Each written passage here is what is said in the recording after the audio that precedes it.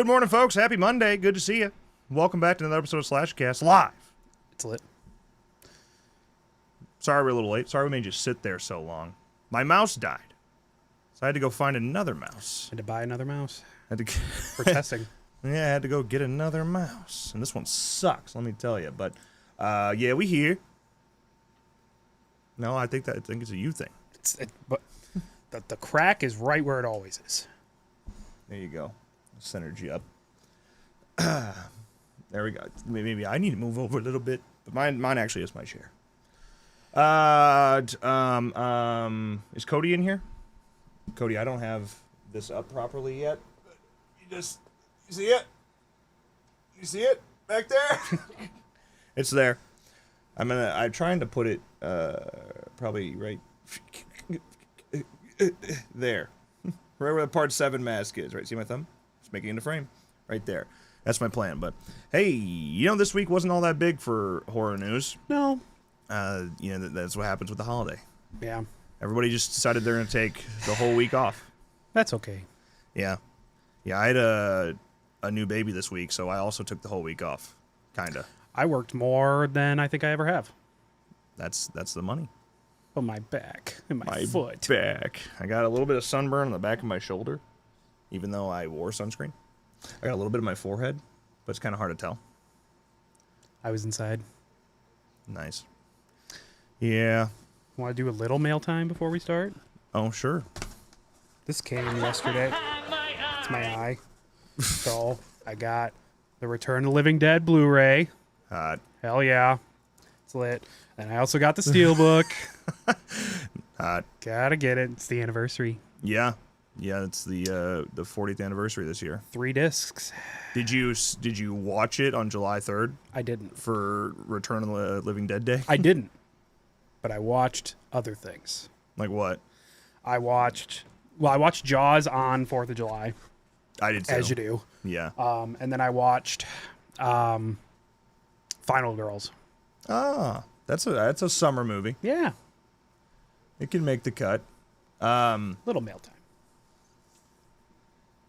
What did I watch? Well, I watched I Know, and I Still Know, and I watched Jaws, and I watched I Know again, and I thought about watching the new one, so I almost bought tickets, but I haven't bought them yet. Ooh.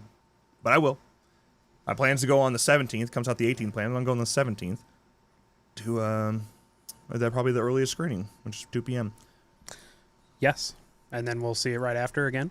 And Yeah. again. And again. The monkey. I'll always know. We just kind of don't talk about that one. What are you talking about? I've seen that movie a lot more than most people. I watched it a lot when I was younger. Has a pretty insightful director's commentary on it, believe it or not. Even for a film like that, pretty insightful director's commentary on it. And it is Don Shanks playing Ben Willis, quote unquote, zombie Ben Willis. And I like Don. So that's a win. And then What's-Her-Face is in it. Forgot her name. And What's-His-Face is in it. Forgot his name. But both went on to have solid careers. So Yeah, I do try to forget that movie exists, though. it's basically a music video. So. Yeah. No, dude, on Sunday, like out of nowhere, we were right at the end of Jaws, or on Saturday. On Saturday, we were right at the end of Jaws, and movie night just like ended. It was like showing that I was connecting, but then it would just immediately end. I was like, what is going on here? I ran out of bandwidth on YOLO Live. Oh. Which I've never done before, because I've never even thought about it. I have 500 gigs a month to stream to a private custom RTMP. Mm-hmm. Just for the website, just for movie night. That's all I use it for. It's just movie nights. But that Friday the 13th marathon, not only did it was longer than everything, but it averaged more viewers. And the more viewers you have, the more bandwidth it uses. Right. So I used like 300 something gigs on that night. Nice. So I was like, what? How was I possibly run out of bandwidth? I'm like, oh yeah. So it'll reset in this weekend. So, yeah. I'll have to watch Whiplash then. Big fan. Big fan of Whiplash. Okay, dude, these little like gnat looking things, man. There's so many of them in here. That one's in my cup. One's in my cup. That 1, 2, 3. Fuck. That's the garage studio life. Hey, the new Fangoria came out. There's your first news of the week. Did you know that you can use code /cast at checkout and save 20% at Fangoria on your yearly subscription. Whoa. I didn't get mine. Well, maybe you're not subscribed. Maybe you need to go resubscribe and use code /gas to check out and save 20%. I'll double check. Maybe I'll double subscribe. I haven't read this one yet, but it's got a lot of cool stuff in it. I know July Summer is featured in there, 28 Years Later, The Toxic Avenger, Alien Earth, and then Jurassic World Rebirth. I've heard a lot of things about Jurassic World Rebirth. I haven't gone to see it. Don't exactly have time. It officially put Scarlett Johansson as the highest grossing actor of all time over Samuel L. Jackson. Wow. Mm-hmm. That's kind of wild. Yep. And it just came out. I keep hearing people like really liked it, but then I hear that they liked it because it was dumb dinosaur killing fun and just like big dinosaurs fucking shit up. And for a lot of people, that's like all they want. And then some people are like, it's dog shit. The writing's horrible. The characters suck. Yada, yada. I'm like, okay. So I can see why. It's kind of like this is a much worse example of that. But yeah, look at those little guys. What are they doing? Yeah, there's like 3 of them. Fuck.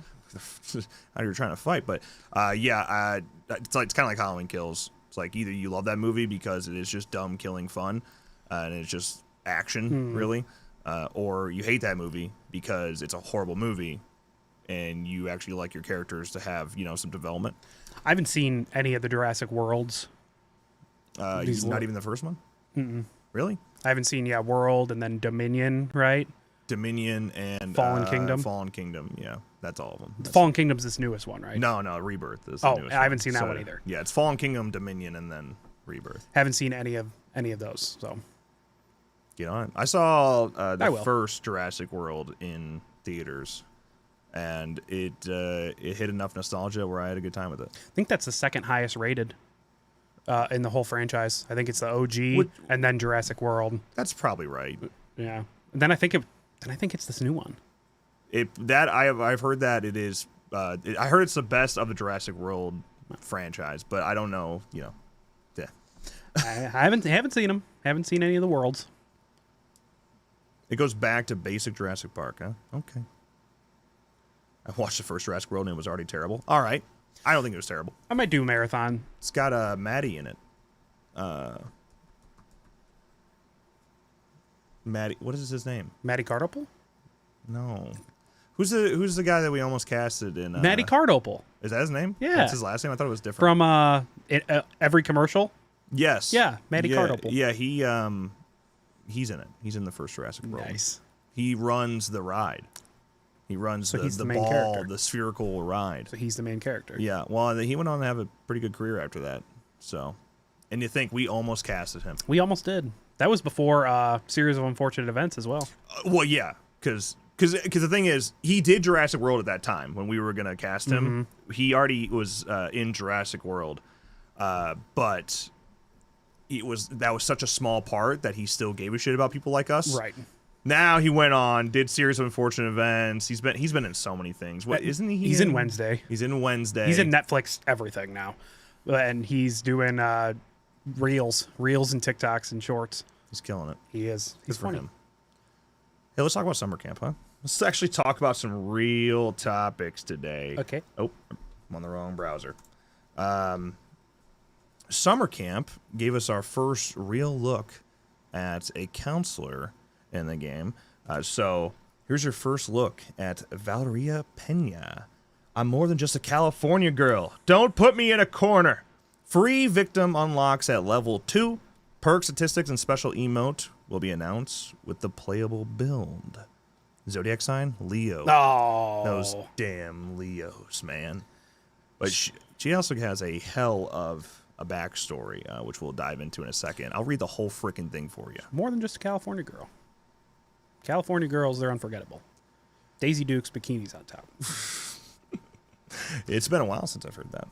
But yeah, let me pull this up for you. We'll read the whole thing. Okay, so they went deep on the lore, which I do appreciate. Yeah. Okay, so gameplay summary: an energetic girl with surprising strength but subpar stealth skills.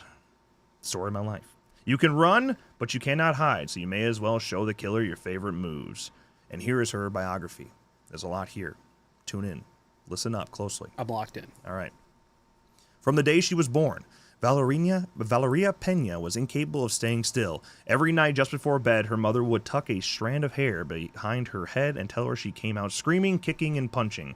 She'd tell Valeria from the day she knew her baby would dance her way into the heart of the world.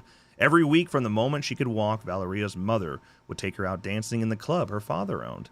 Valeria lived a good, blessed life for those first 5 years, a loving, well-off family full of love and music living on the hot Californian beaches.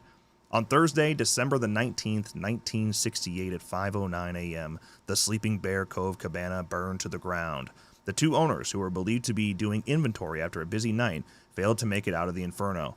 To this day, investigators still don't know how the fire started. Conspiracy theories range from a poor attempt at insurance fraud to murder to a deal with the devil. What was certain is the two victims' only surviving daughter, one Valeria Pena, was shipped off to live with her paternal grandmother in a small town. Valeria fit into her new home quite quickly. Between the wealth of her grandmother and money left to her by her parents, she was able to afford to pursue any hobby she desired, and pursue them she did. Valeria Pena was the type of girl who constantly had to be doing something. When sat in class, she'd tap her foot and doodle in her notebook. When stood in conversation, she'd pace back and forth and quietly hum a tune. The only time she felt her mind and body were truly at peace was when she danced. Be it through her natural charisma or just plain luck, but the people around her always found these quirks endearing. Valeria never failed to find friends whenever she went. However, one friend stood out from the rest, a nervous girl by the name of Anne. Valeria could never understand why exactly her relationship with Anne, who she'd affectionately called Doughball, worked. Oh wait, you ever call me Doughball? I'm knocking you out. Doughball. I couldn't imagine anyone wanting to be called that. But all right, Doughball. They couldn't be more different. Valeria liked to be around people, to try new things, and to be active. Anne only liked being around Valeria, was a creature of habit, and didn't really like doing anything. Valeria liked the comfort and familiarity Anne offered. She was reliable. Valeria also liked being able to push her Doughball to try new things. Anne was the first friend Valeria met after the death of her parents, and she'd always hold a special and significant place in Valeria's heart. Nevertheless, we're getting there. We're like halfway through. Yeah. Nevertheless, friends grow apart, and that's what happened to Valeria and her Doughball.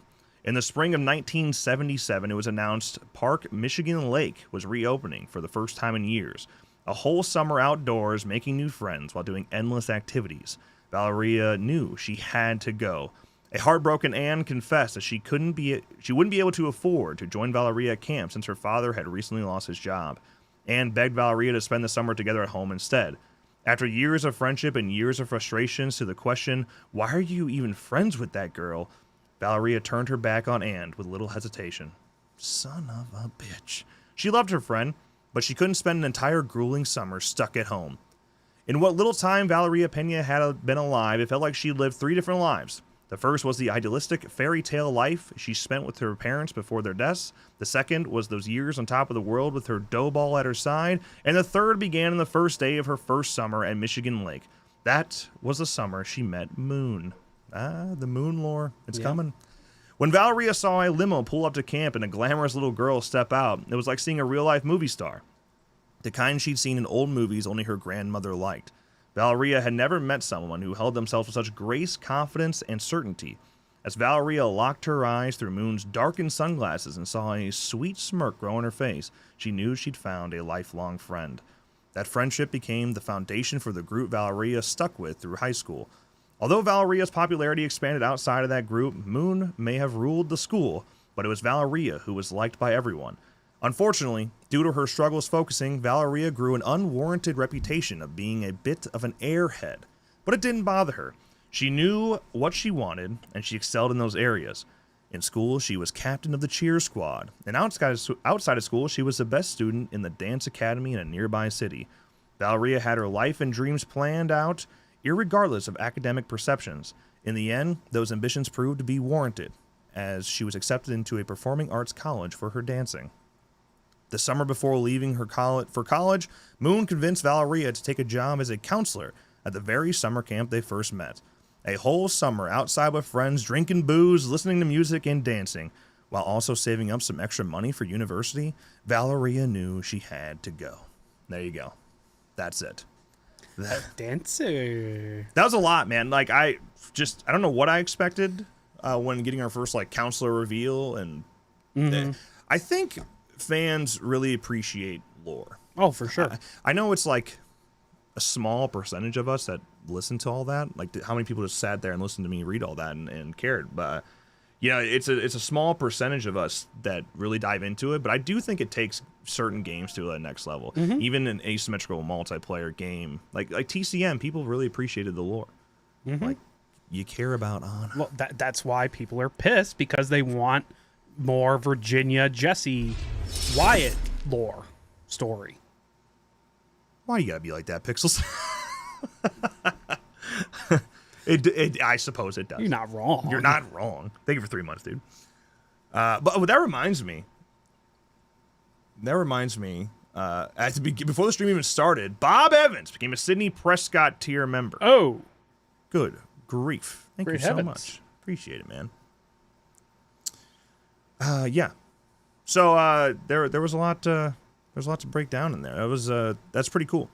I appreciate going that in depth, and I wonder when you plan out lore for characters in a game like this, like you gotta, because you're linking them all together, you know. So we've established Moon. Does Anne come back into play at some point? Anne's the killer. She's really mad that her friend abandoned her. could be. Went to camp. Well, and especially with like pre-launch lore like this gets the fan art going. This gets the Reddit popping. Sure, Stuff yeah. like that. Yep. Fan art has been going since day one for summer camp. Even just the description of Moon was enough to get people going. Yeah. And yeah, horror fans are real ones, man. And now you have like gaming intense fans, and then you have horror intense fans, and you kind of have those circle into the same place. It's a lot. That's why everyone's so passionate about their horror games, especially their multiplayer horror games that die too soon. Yeah, right. So maybe quit letting games like that die. Hey, how about stop killing games? Huh? Bring it to America. Perhaps. Maybe one day. One day. Summer camp is still, we don't know a release date. We don't know when the beta's coming, but they're moving over there.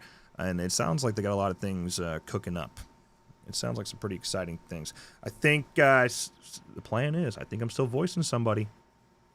So I'll voice Valeria. yeah, you do good. I think I would. I think you do ever great. listen to our script readings where I voiced every single character, including the women? Yep.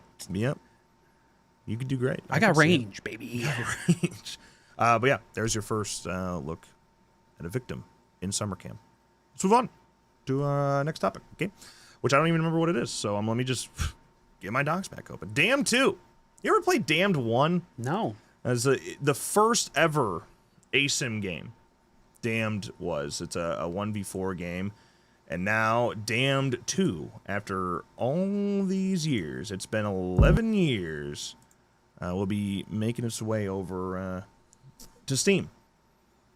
And at first, let me pull up my my notes here on this. So it's coming August 7th to Steam. That's early access, and then it will later be coming to PlayStation 4, PlayStation 5, Xbox One, and Xbox Series soon after. How soon after? I don't know. We've heard that a lot. Like early access to Steam, it can range from a couple weeks to a couple years. Forever. Yeah, right. Yeah. But there was a public play test that ran from July 3rd to today. I don't know if it's still going right now. I'm not sure. I know it's a private beta for another game ended this morning, which I guess that's like everyone's talking about it, that it was Toxic Commando was in private beta. Yeah. So yeah, Toxic Commando is in private beta and it ended this morning. So I had a code. I never got a chance to play. Yeah. Yeah, I definitely want to give Damned 2 a shot because it is the first. It really started. Dead by Daylight gets all the credit. These bugs are crazy this morning. What the hell? I don't know where they even came from. I think I might have left my garage open the other night. Caught you slipping. Damn. Caught you slipping. Damn. Damn. Damned 2 features highly detailed environments, advanced 3D sound. Let me play this one more time. And dynamic lighting to heighten the tension. The immersive VoIP system simulates ambient echoes and reverberations creating realistic and terrifying situations for players, communicating by voice in-game, so a proximity-style chat in there as well. As mentioned, the randomized placement of items and puzzles in each session combined with diverse roster of playable monsters ensures that no two matches will ever be the same. Which, yeah, that's a big part of these games. Yeah. I think that's missing in some... I think the ASIM games that have fallen off fast, it's often a result of them feeling too linear. For sure. That bug really wants you, man. He really wants my water, man. Damn. Go somewhere else. It's in the plastic. Just cover that area. I didn't trap him in there, did I? No, he's right. He's right here. Dude. I'm going to get him. That's like a skinny fly.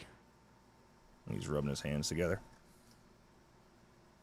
I think you got him. I did. Yeah, you did. Oh, I didn't kill him. I had him. I had him. And then I didn't kill him somehow. Well, hopefully that was enough of a warning. Get the fuck out of here, because next time, you're not going to make it back out. Unbelievable. So yeah, Damn 2, August 7th, early access on Steam. Again, the game that started it all. Dead by Daylight gets all the credit, but this is really the game. 2014, 2 years before Dead by Daylight. Mm-hmm. Damned came out and really proved that there's a market there. Thank you. Thank you for that. Have you heard about Scream 8? Somehow, I did. We're talking about Scream 8 and Scream 7. We don't have a trailer. Yeah, Scream 7 doesn't even really have a plot yet. Yeah. According to Production Weekly, which basically they get the big layout of upcoming productions. And sometimes those things come to fruition, some things they don't. That's how Hollywood is. But right now, listed for March 2026 shooting. Yeah, you came back for your hat now. That's fucking crazy. I hit him. I don't know where he went. He's back in your mic now. Just that one little bastard. Scream 8 apparently is going to be shooting in March 2026 in Atlanta. That's what I was trying to tell you. That's all we know about it. Yeah. They got a lot of confidence in Scream 7. But haven't you heard about the boycotts? What boycotts? Well, you know, things might change because maybe Scream 7 does bomb. You don't know. It won't. But maybe what depends what the budget is. The rumors swirling that like we're gonna finally get a cliffhanger, like a real cliffhanger. Yeah, that the killers will win. That the killers will win. We're Infinity War in this bitch. It's about time.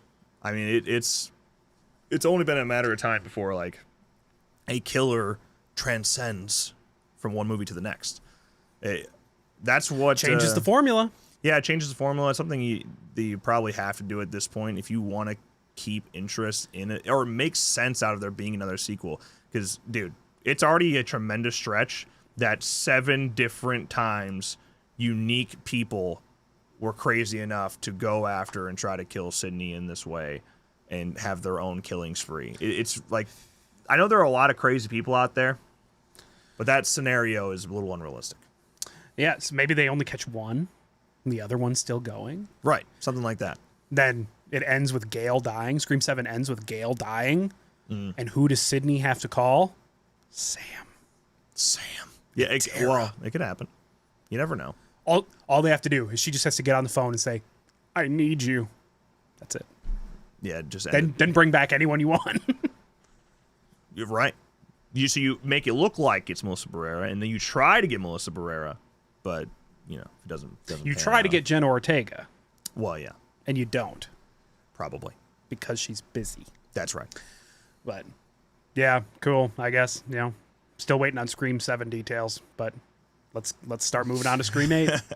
Well, the reason I bring up Scream 8 and why it could change if Scream 7 bombs is because things just keep not looking too great the last couple horror releases here. Well, Jurassic World Rebirth doesn't count. But Megan didn't make any money. Well, that wasn't really horror. Well, it is and it's not. Like, yeah, it started off horror, and it's definitely being promoted in the horror market. Yeah. Yeah, so Megan 2 flops hard. And shout out to Jason Blum for the first time in a while. I tip my hat to him because he was super transparent about it. It's like, yep. We wanted a genre swap. Yeah, we decided to take the risk and switch genres, and yeah. well, you fucked up. He did say the fans weren't ready for it, which is kind of shitty to say. Like, it's your guys' fault. You don't like the movie. Well, I don't think he meant it like that, but it can come across like that. I think what he meant when he said that is more like there was a time where, like, if we had waited a couple more movies, it would have worked. Right. Doing it after the first wasn't the right call. And right. We thought Megan was Superman, and we were wrong. Yeah. Yeah, he did say that, which I respect that. Yeah. Acknowledging a flop. Yeah.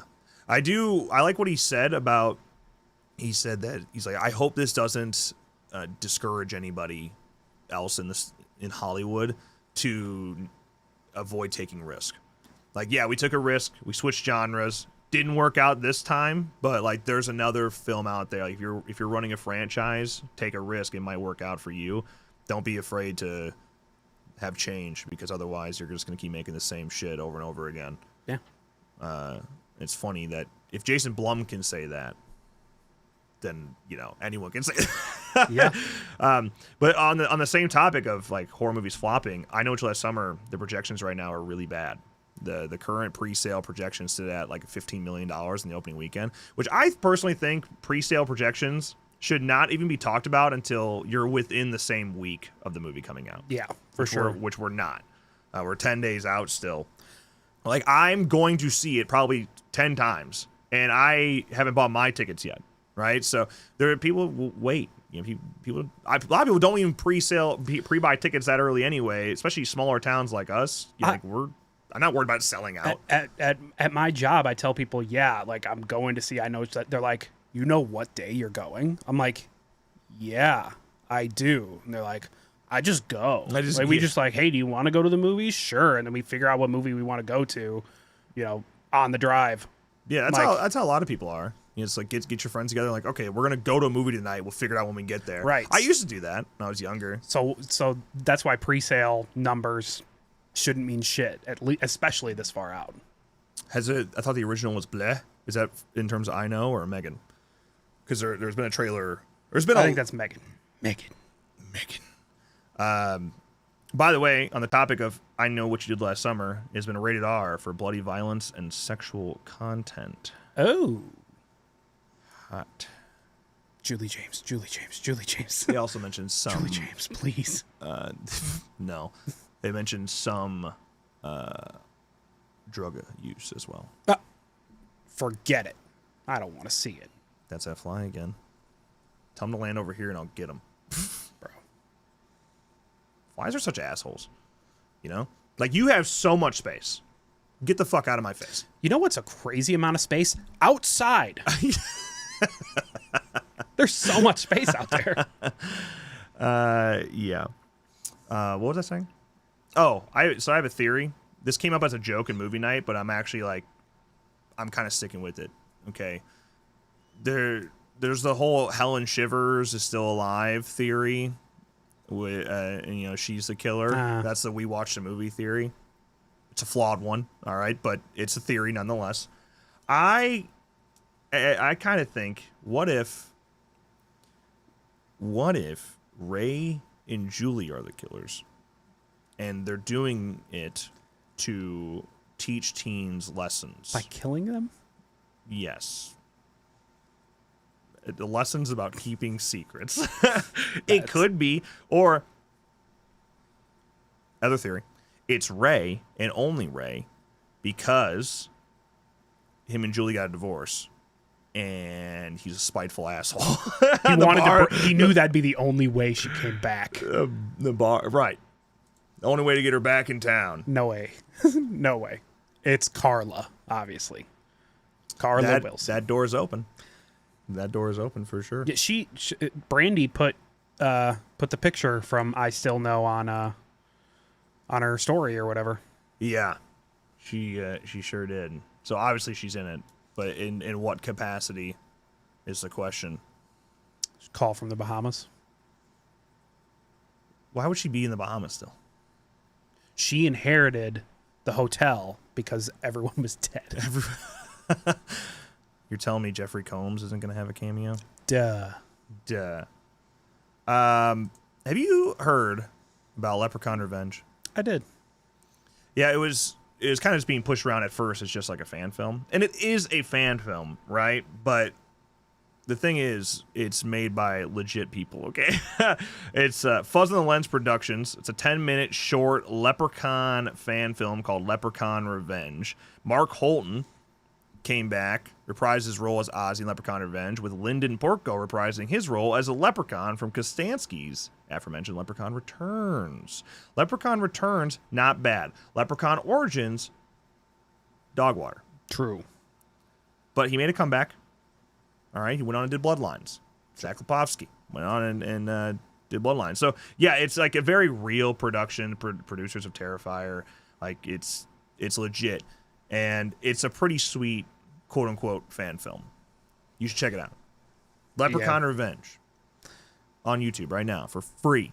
I would have loved to have seen it in, March in St. Patrick's Day, but guess summer's the next best time to release it, I guess. I don't want to go too far, like spoil anything. I just wanted to get a look at this guy.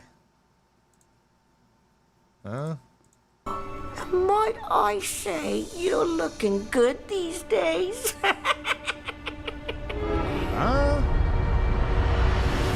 It can't be. We killed you. Come on. It's they fun. killed him. Yeah, go check it out. 10 minutes on the tubes right now. And if this whole new Leprechaun film that's being talked about, if they want to do it, I'm in. If Michael Levy wants to do it, I'm in. However, my vote, let's not make one. If we do, go back to the original. Yeah, but you really... You can't. What, are you going to get Warwick? Yes. You're going to get Jennifer Aniston. Now, that's the requel we all want to see. Shot for shot remake with the original cast. Dude, why... Out of all the requels that have happened, Halloween, Scream, bringing back the original, I Know It's Last Summer, etc., why is nobody talking about Leprechaun? Jennifer Aniston, what money would she take to do it? Right, that is the problem, isn't it? And does that number exist? Why she got to be so shitty? Why she got to hate on the genre and not respect the movie that started it for her? Kevin Bacon gets it. Johnny Depp kind of gets it. Yeah. Like he at least tips his hat to it a little bit. Paul Rudd gets it. But Jennifer Aniston's like, hate seeing it. Hurts my feelings. Come on. It's a perfect holiday movie. Hey, good news. We're getting a 4K release, Steelbook release for Night of the Living Dead, the remake. Tom Savini's Night of the Living Dead finally happening. Savini wrote on Instagram, yes, finally, completely uncut, uncensored, and as I intended 35 years ago. It is black and white for a bit as a homage to the original, and then color opens the curtain to my remake. Disc 1, 4K, Ultra HD, uncensored cut. The theatrical version, 4K restoration, presented with Dolby Vision HDR. Commentary with director Tom Savini on the uncensored cut, moderated by Michael Felsher, which is a new commentary, of course. Dolby Atmos on both versions, 5.1, 2-channel surround. Then the Blu-ray that also comes with a disc number 2. Theatrical version sourced from the 4K master. Audio commentary with director Tom Savini. Interview with actor Bill Moseley. It's new. New interview with actor William Butler. Interviews with actors McKee Anderson and Heather Mazur. Interview with producers John Russo and Russell Strainer. An interview with editor Tom Dubensky. Interview with zombie performers Greg Funk and Dirk Ashton. Savini's Night with director Tom Savini featurette. Being Barbara with actress Patricia Tallman. Return to the Living Dead with special makeup effects supervisor John Volich and Everett Burrell. The Dead Walk making a featurette. Theatrical trailer and audio 5.1 2-channel surround sound. Cool. Did you get all that? I did. Did you write all that down? Yes. That's a shit ton of stuff on that Blu-ray. A lot of which is new, like seven new interviews. And then the big thing for me, like of course having Night of the Living Dead, which I have a signed copy around here somewhere. I was gonna say it's this one. I have a signed copy of it somewhere. The first time I met Tom, many years ago, almost 10 years ago now. Getting old, brother. But having a 4K release, of course, is great. The Steelbook, it looks pretty sweet. Yeah. And having the new commentary on the uncensored cut, which, how big of a difference does that make? How big of a difference is that uncensored cut? That's the question. But my wallet's been screaming, dude. Screaming, and it's gonna keep screaming. Dude, this year has been fucking brutal. It's always bad with horror merch, especially in the summer, and you get into con season and things like that. But Jaws 50th is killing me. I've so many things I've had to say no to. I cry every time.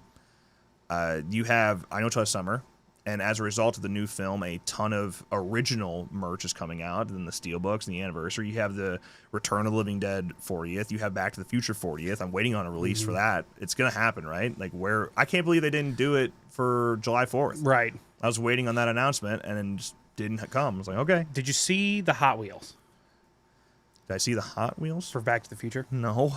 It has the truck, and then you open the back, and the DeLorean comes out. My son would love that. Yeah. I'll have to make it happen. It's super limited. Yeah. I think they go on sale at the end of the month. They already. I don't know what they do. Like, did they just another Steelbook set? Because they had a Steelbook set for the 35th anniversary, which was a 4K release, and I have it, and it's great. I can't imagine you making it much better.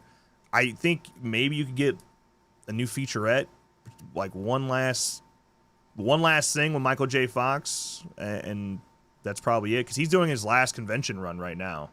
Oh, is he? I didn't know that. Yeah, I think he's got. I think it was 7 total events that he was gonna do, and they're kind of spread out. So far, I think I've only heard there's one in Dallas. He's got one in Calgary, I think. Dallas. I don't know. So he's retiring. Christopher Lloyd is old. Yeah. So yeah, get them on it with Zemeckis and Bob. Yeah. One last time. Otherwise, I don't know what you do. Yeah. Is a 4K Reanimator worth it? I think so. Just saying. Killing me. Tom Savini, I've heard this a lot. He's not a pleasant person to meet. And I've met Tom many times at this point. I've interviewed Tom like five times now. Super cool every time I've met him. I think if you don't know how to break the ice with him, he is not well at holding a conversation. Like he doesn't do it. He's not a very socially strong person until you get him talking. When you get the ice to break with him and you find something like relatable, he's super chill, easy to talk to. First time I met him, which is when I got that Return of the Living Dead Blu-ray, it was awkward. I didn't know what to say. And you can go look at the picture with us together. It doesn't look very great. Tears going down your face. But then that same day, I ran into him in an elevator, and he was talking about it was like gun policy in his state, which he lives in Pennsylvania. So they were talking about that, and because I live in Illinois, where guns are very weird, it was just like that. I had something to talk about with him. It was cool. Now every time I see him, I talk to him about weightlifting. Because he never remembers the last time we talked. So I'm always, the first thing I bring up to him is weightlifting. What does his like workout routine look like these days? Yada yada. And immediately he's invested. Like, he's got to find something he gives a shit about.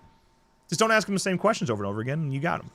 And then once you get him going, then you ask the questions that you. Yeah, you just ask him, hey, you liking the con? He's gonna be like, yeah.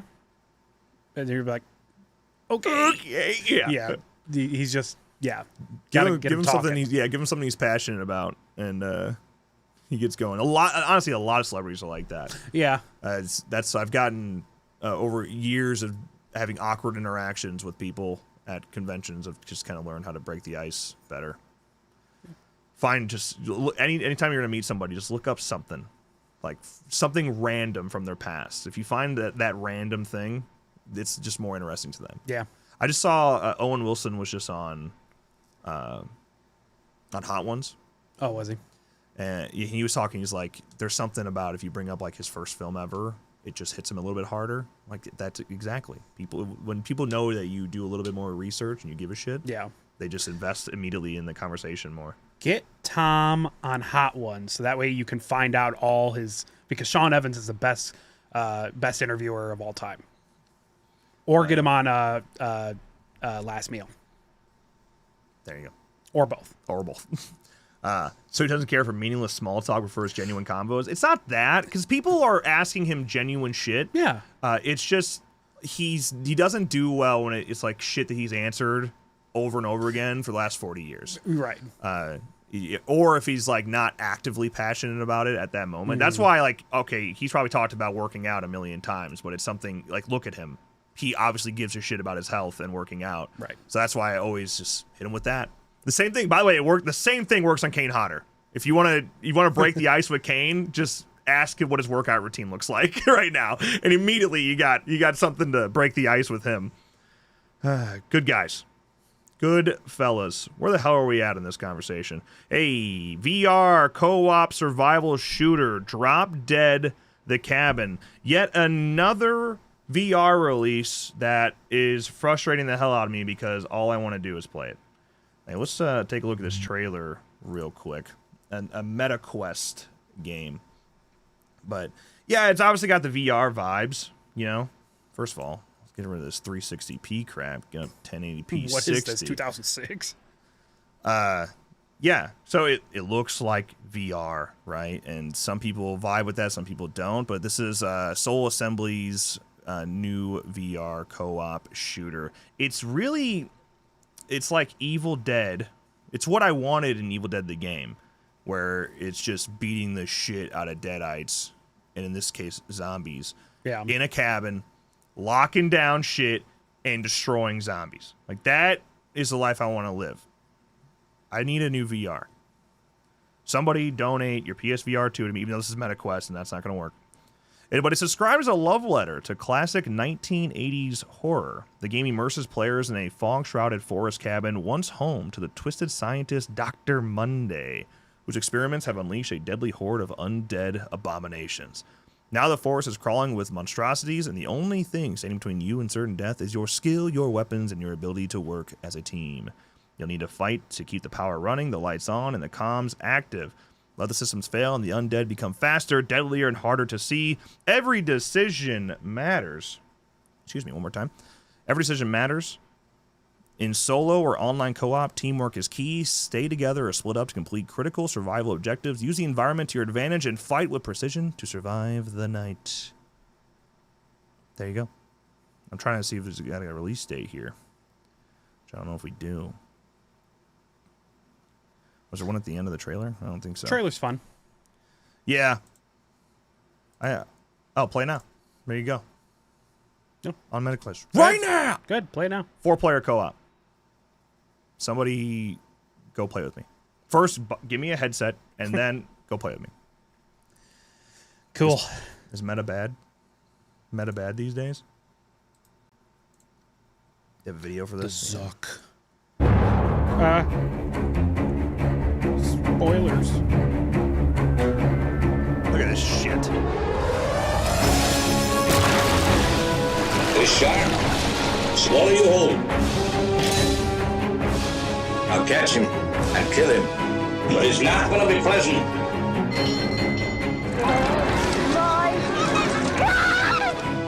I'm coming around again!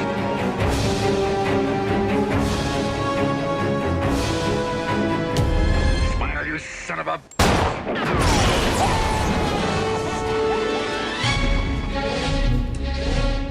For that you get the...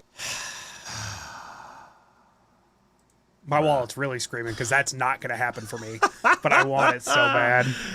Dude, Stern, I'm begging you, please, like, you send ones to Sean Clark every time. I know he probably gets more views than us on those videos, but give me a chance.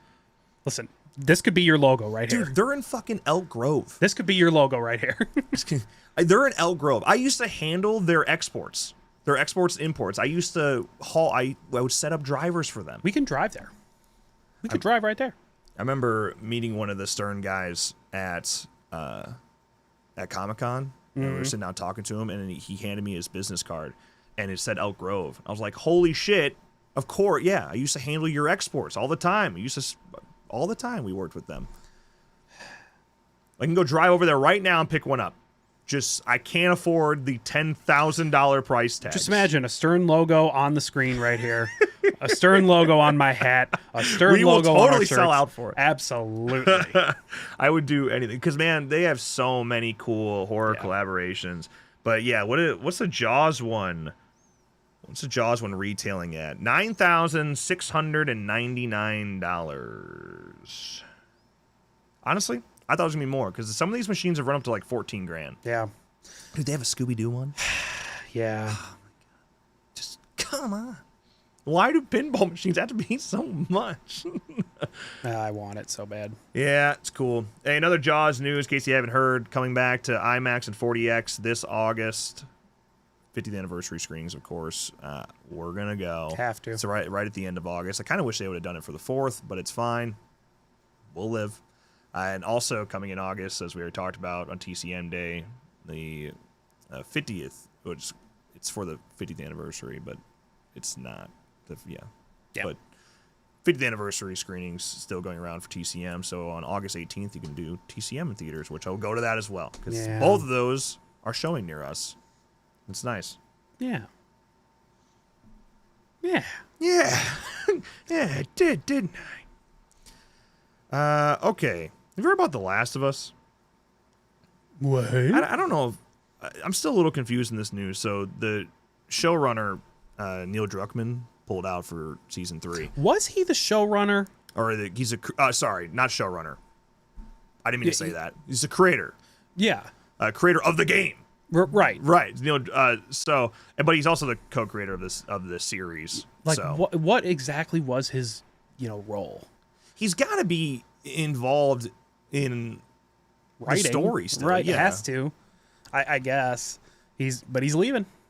Yeah. He said, I made the difficult decision to step away from creative involvement in The Last of Us on HBO with work completed on season 2.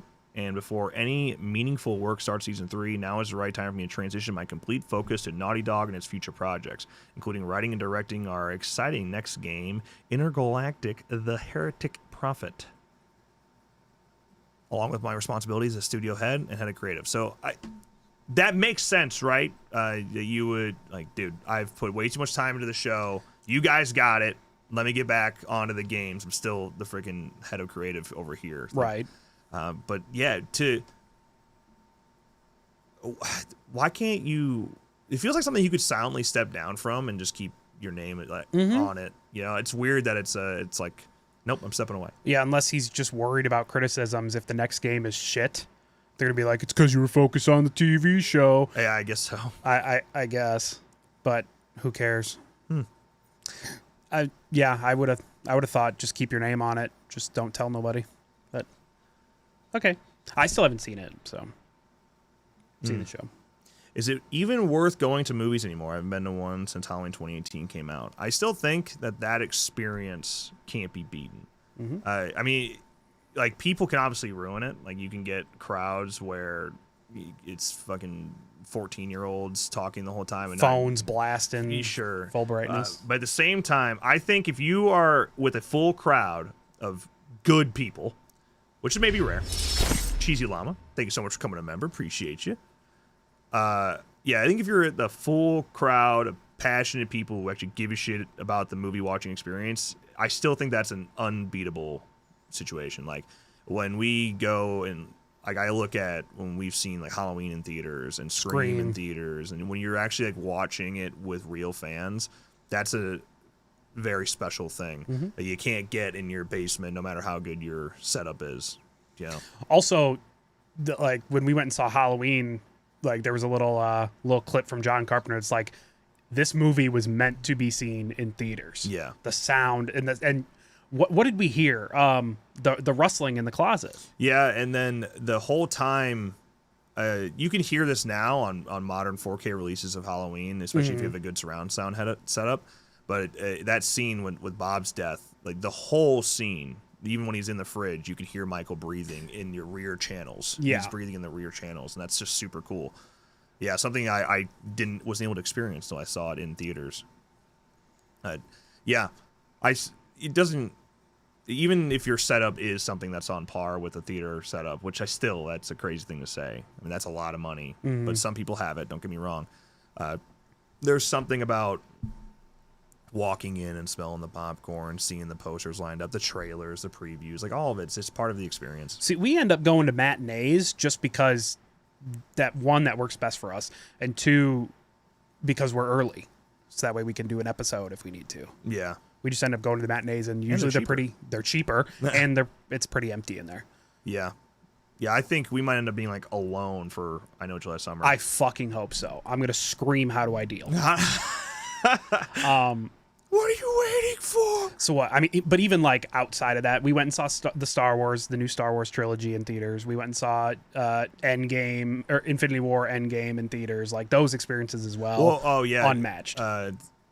Yeah, it's like seeing Spider-Man No Way Home in theaters. Like I think that's one of those things where it's a way cooler experience when you have people freaking out the second Toby shows up. Right. So yeah. I mean, just depends. You got a group to go with. It can still be a lot of fun. Yeah. Also, you don't want to wait. I guess the VOD time is getting shorter and shorter. Like some of these movies are coming out on VOD like 3 weeks after they premiere in theaters. Yeah, some even less. Yeah. It's like the first week. It just depends how they do. It's like they gauge the whole thing on opening weekend. There used to be a time when opening weekend really didn't matter. It was opening weekend, critics, and then all of a sudden numbers pick up. That is just not the case anymore. It's like the performance of the movie is solely reliant on opening weekend, and if opening weekend does poorly, then they pull it fast. They pull it fast, and a lot of that's because theatrical fees these days are fucking high too. They're like the cut you're letting go of putting your film in theaters instead of VOD is really high. Yeah. So if you're not dishing out millions of dollars, if you're not getting a return of millions of dollars, it's not worth it because you're gonna lose 50% off the top pretty much just by being in theaters. Yeah. Dune 2, as Dune and Dune 2, for sure. I saw Dune in theaters. I'm seeing that on Reddit. What happened? The Walking Dead. Oh, did they confirm that? Is it Michonne and Rick? Before we even look at it, Michonne and Rick is my call. That's it. It's on Twitter if you want to pull it up, I guess. Well, let me look. Hey, Rick. Hey, Rick. I got notifications on. Hey, Rick. Hey, Rick. So no, we didn't already talk about it. So, yeah. That's your answer. No, we didn't know. Together we endure, alone we fall, learn more tomorrow. Well, I guess I know what I'm doing tomorrow. Yeah. How neat is that? Cool. It seemed like it was like a guarantee with the two new survivors that it was going to end up being Rick and Michonne. That's still my guess. Yeah. Cool.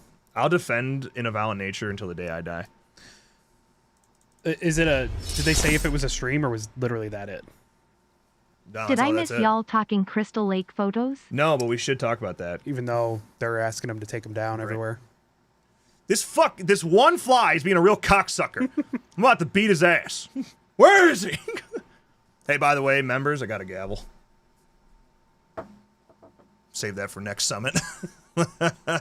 And also for members that are here, or I guess if you're even not a member too, this may interest you. So I put my collection up, a lot of stuff in my collection up for sale. Members have early access to that sale right now. Hey, Cody, look, Cody, it's right there. I'm gonna hang it up. Right now. It's sitting on the desk. I have a lot of my collection up for sale on our website right now. Members have early access to that. I just put this morning. I added some Savini Ash cards signed by Tom Savini. I added those to the website, and I added not one, not two, but 3 signed hockey masks. Whoa! Up for sale, and I also dropped the price on 2 of the other signed hockey masks I have for sale. Whoa! Now's the time. I'm shipping. Like literally after the stream and after we record something. Recording something? Somebody talked about gun game news. We recording something? Okay. I don't know. Yeah, so all that, there's some discounts there, and I'm going to be shipping all that out today, all the orders that came in. So, it's lit! In case you're wondering, there's a Bob Verdon mask on there, too, and if you didn't know, Bob Verdon is the GOAT. So, yeah, the Crystal Lake set photos did leaked. Do you know one of the only places you can find them? No.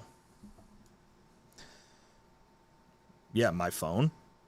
Well, because I saved them all. Well, I guess, but I mean, as far as online, because they went and they requested everywhere for them to be taken down. Nope. Send me a formal request and I'll do it. But oh, I saw that. And what it's actually the one I have saved. Yeah. Give me a second. Yeah, guys. they requested a lot. Well, most outlets for them to take them down. Look at this. We're friends now, don't you know? Okay. Have fun with that. You're just in a server with yourself. Is that a problem? I send photos to Where myself. are your friends? Look at all your friends. I have an old group chat that everyone else left in. That's my notes. That's where I send myself shit. I think I know exactly what group chat that is. You probably do. Still use it. Congrats. Just man. for myself. Okay. I got my passwords on there. Everything. All right. Sorry, let me get my Discord back out of here. You're in a server by yourself. Yes, I'm in a server by myself. Loser. Okay. These are kind of low quality because they've been tossed around quite a bit, but here you go. There's your first behind-the-scenes Crystal Lake photo. The sign up there, it says, "Welcome, campers." Thanks. Thank you. Appreciate that. So that's the first photo. Second photo. Oh, I wonder whose bike that is. Yes, quite. I just like seeing the decor. Something happened here. Damn. Crime scene. And the big one, of course, it was first look at Linda Cardellini as Pamela, as Mrs. Voorhees right there. And let me tell you.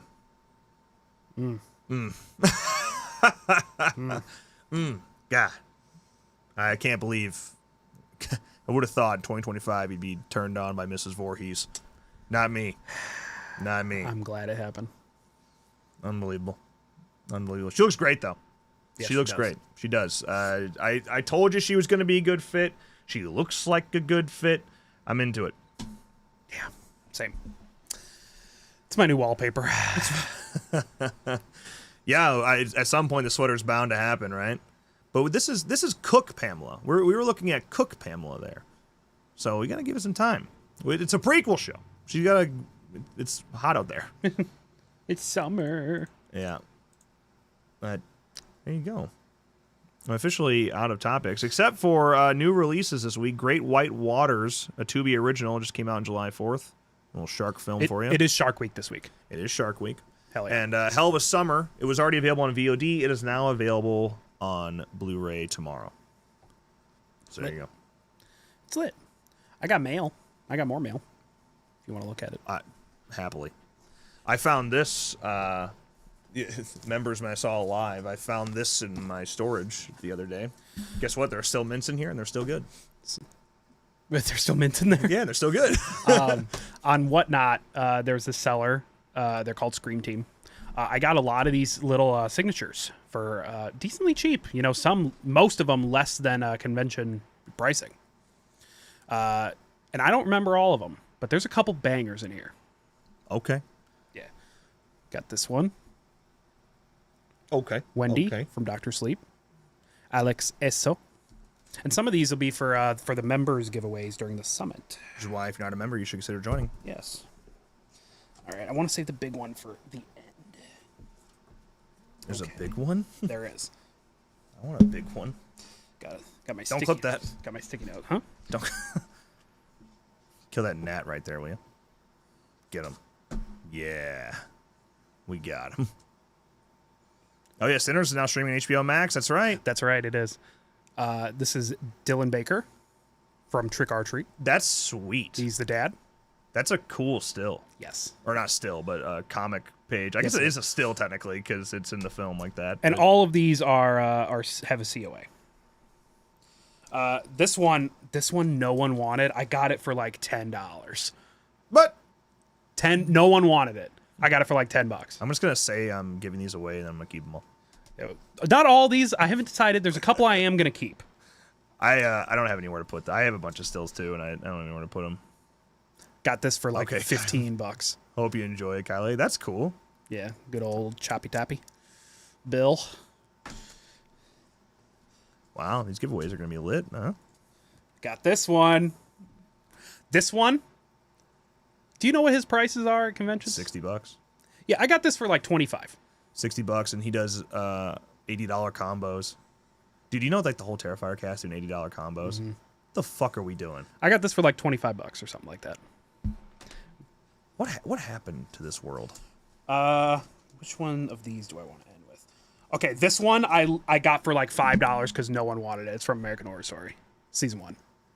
It's Teddy Sears.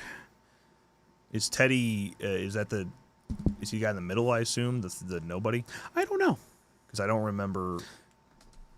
But I already had free shipping, so it literally cost $5. I'm like, okay. Do you see behind you? You see all those VHS tapes I had down there? I added like fucking 20 because some dude had free shipping on all his stuff. I'm like, all right. Nice. It's Amanda. Very nice. Love that. This one, no one wanted. So I got this for like $10. Oh, wow. Uh-huh. Why would he be signing that? Get whatever they want. Whatever they want. That's what I talked about this on. What are your thoughts on this? What are your thoughts on celebrities signing photos that aren't technically them? I don't like it, but or signing things that like that are from movies that they're not in. Like so like for example, Kane Hodder signing a Versus mask. Like how do you feel about that? yeah, I'm not a fan of it. If anyone can do that, it's probably Kane because he's Jason. Well, I had Kane sign a Part 3 mat. That's actually one of the ones I have for sale because I had a Crash Cunningham Part 3. You know, Richard's dead. So who's worth signing that mask? DeLuca. So yes, which I probably hindsight's 2020. But I got Kane to sign it, but I got him to sign it as just Jason, not 7910, because like he is Part 3 Jason in the game. You know, so in my head I got it signed as a game mask. But I think it was celebrity. I don't blame the celebrity. This is what I said on the member stream about it. Yeah. I don't blame the celebrity. Like people pay you money. You sign what they tell you to sign. As simple as that. I think it's more of like, especially on the reseller side of things, it annoys me when resellers who are clearly fake fans go out and get shit signed. Yeah. That doesn't belong to that person. For sure. All right, I got 2 left after the sticker. Oh, hell yeah. Hell yeah. Oh, black and white stickers. Okay. So I purchased this on a Thursday, and this person passed away the next day. It's Bob Elmore. Yeah, that's crazy. He died the next day. Is that signed to somebody? No. Nope, it says Leatherface, Bob Elmore. Oh, okay. For some reason, it looked like to Zachary to me. Yeah. It's right there. Signature right there. He passed away the day after I bought this. So, and I got that for Missed him. Actually, there were quite a few Leatherface fans in there. This one I paid probably like 40 for. And then he died. So, and then finally, this was in a mystery one that I got, and I paid $60 for it, and he is $100 signature. Oh, that's sick. David Das. Dad's Mass. I'll give you Julian. $20. Yeah, this one's sick. I'll give you 20. Dude, this one fly is such a dickhead. Yeah, that one. That's sweet. You should get that frame. Put it up on the set. Yeah, this one was really cool, and yeah, I got it for $60, $100 autograph, and this was a mystery one. All of these, it was like do your bids, and then you get a pick from all of these. Oh man, I got it. This was a mystery. That's sweet. Yeah. Take that was home. That was awesome. Oh, you have seen that? We talked about it the other day. Yeah. Yeah, I just watched this like 2-3 weeks ago for the first time. Liked it. Yeah, so that was my mail haul. It was Scream Team on Whatnot. And the actual autographs are from Mintech. Mintych. And he sells mystery ones as well. So, yeah, and actually they have a they have a Brett Wagner signing live on their Whatnot this week. He's signing Mass. He's signing Prince. I think he has a few Hammers he's signing. Oh yeah, that's sweet. It's live on Whatnot. He's doing this signing, so cool. What cut he gets of that? I don't know. Probably most of it. But. That's my mail. Back on the, since you guys mentioned Tony Moran, so I think Tony going to conventions and whatnot, I think that's totally fine. Because I see the value in his autograph still, and he doesn't overcharge. At least he hasn't. Like, well, I think the last time I saw him, he was charging $30. Hold on, this is my chance.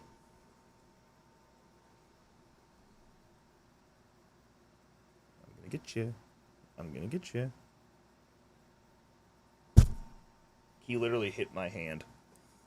Damn it, I had him. Yeah, so he doesn't overcharge or anything. One thing I don't like, so I don't give a shit if somebody comes up, pays for your autograph, and they hand you something to sign. I don't really care what that item is. Like, they paid for it, that's fine. I don't like that Tony Moran's a good example of somebody who has put stills on his table. That's clearly not him. For many, many years, I think he still does, to be honest with you. Tony Moran sells a Michael still that is Jim Winburn. And that drives me fucking nuts. Like, that's not you. That's not you in that photo. Warrington did it for years. He doesn't do it anymore. Steve caught him slipping. But yeah, Warrington did that for years, where he sold a still. That's not him. It's not you. Like, you go ahead. Any horror movie ever, bro. It doesn't matter, because horror fans want they're completionists. Dude, fuck you, Fly! I'm starting to get mad! Go anywhere else! You fucking dickhead! Anywhere else! Fuck, I swear to God.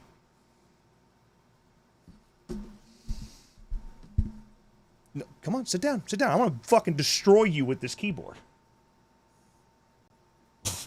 It's on your face.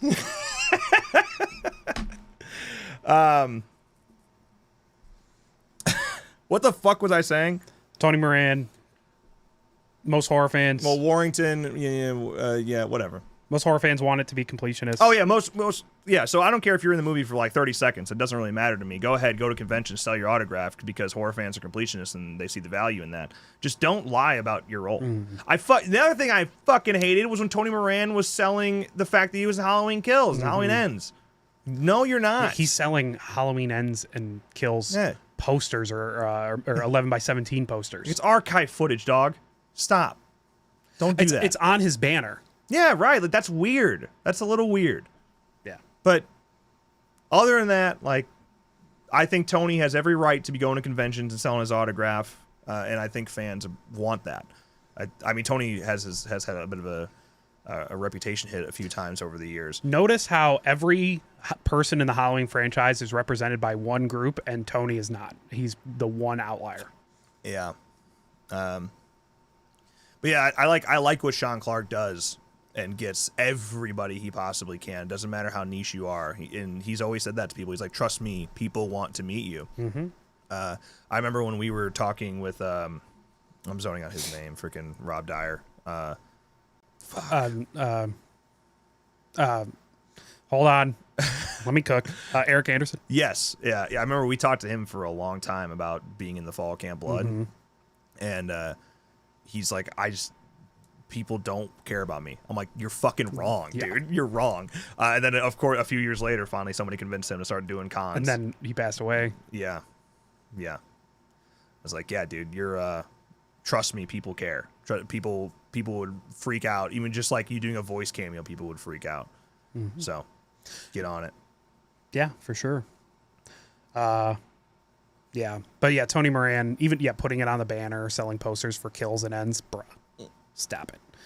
What do I see? Well, like having, who's the original art? I forgot. Mike something? Mike, yeah. Yeah. He, he signs art stuff. He signs Terrifier stuff. I mean, I think that's okay.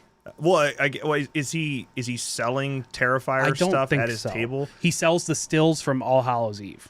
That's him. Yeah, it's fine. I think he signs what you bring him. Yeah, which again, you cannot blame the celebrity for that. Right. Just because a fan comes up and doesn't know their shit.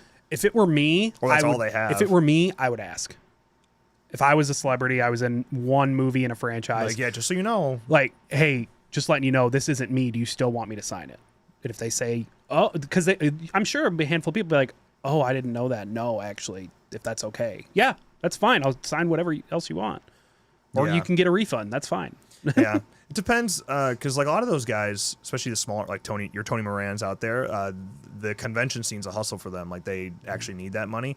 So if you not being educated on your shit, like that's your fault as a fan. You know, you bring stuff to get signed, make sure you know your shit. Yeah, we talked about Warrington selling pictures of Steve and saying, "Yeah, I did this." Yeah, like he used to sign the still from the end. That's very much Steve. That where he's holding the pickaxe across his chest. You know, like that is Steve, and said that is me. Yeah, and he signed that for years. Now he focuses on the unmasked photos, and yeah. And but you know what? At least to give a case for Warrington, be devil's advocate for him. He did the way his contract was worked. He is credited as Jason, right? And he was able to milk that as much as he wanted.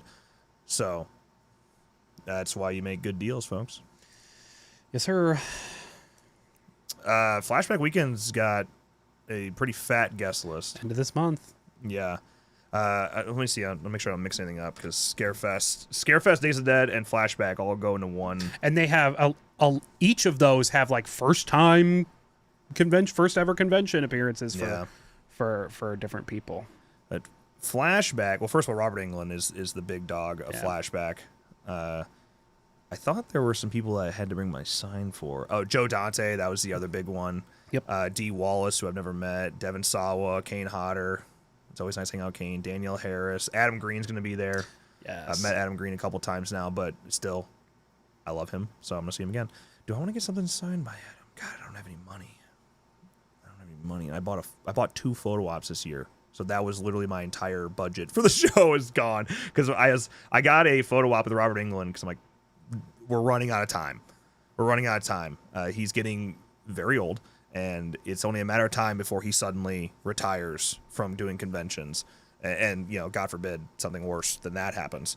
You just never know. I'm like, I'm making sure I have something that, and then, you know, what's cool, I can get my whole family in there if they want to come in with me. If they want to come into the photo op. Jeffrey Combs, Barbara Crampton, Ken Kersinger, Amanda Wiss, Tuesday Night, Andres Jones, who I've never met. That's pretty cool. Spencer Charnas, Dead Meat. I forgot about Dead Meat being there. Damian Leone, David Howard Thornton, Lauren Lavera. So you get the whole Terrifier reunion going on, which I'm not going to spend $80 to meet any of them, but people will. Yeah. I don't have the money for that. Flashback's just a fun atmosphere. Yeah, it's a very. I mean, cool all show. conventions have their own feel to them. You know, Days of the Dead is definitely a lot more casual than like your one time a year shows. Yeah. But Flashback, something hits about Flashback. Something hits. Dude, the Scarefest, I wouldn't call it corporate. I mean, they oversell. Yeah. Like they crazy. got too big. They got too big. That fly, man. Is he on me? Yeah, he's on your head. He's committed. He's your buddy now. Yeah, Scarefest, they just got too big and made a lot of money. So they're just going to keep going bigger. Like they have a second convention starting next year. They're going to have 2 cons a year. I think Scarefest, the problem is, man, like certain shows are making horror conventions a little too Comic-Con like, and they're overbooking like crazy, and I just don't think that's necessary at horror conventions. Get your good guests, like that's fine, but Scarefest is an example of a show where it's like 50, 60 guests. Like you can't possibly meet everybody. Right. And they're overselling tickets. They're selling 20, 30,000 tickets. And that's great. Good for them. They broke every fucking photo op record for horror conventions at their last show. I mean, Matthew Lillard shattered photo op records. So yeah, like they're kicking ass. It's too much. It was honestly really hard to enjoy that show last year because you just can't move. It's oversold, man. Yeah, not this year, but next year they have the Son of Scarefest, which is funny because Scarefest is your birthday weekend. Yeah, and Son of Scarefest is my birthday weekend. I guess we gotta go. So I'd like to go to the first one to see how it is. If it is worth it, if they got some banger guests, but yeah, seeing how a second show will do, because love Kentucky, love Lexington area, love Scarefest.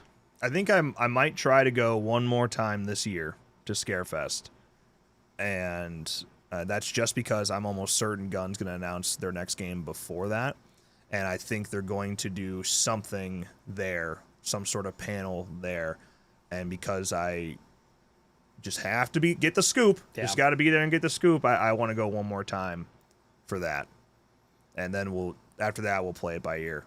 But I really do enjoy our time in Lexington. Lexington's great, man, and honestly, Casino, and then it's really like now I'm going to see Mike and Jay.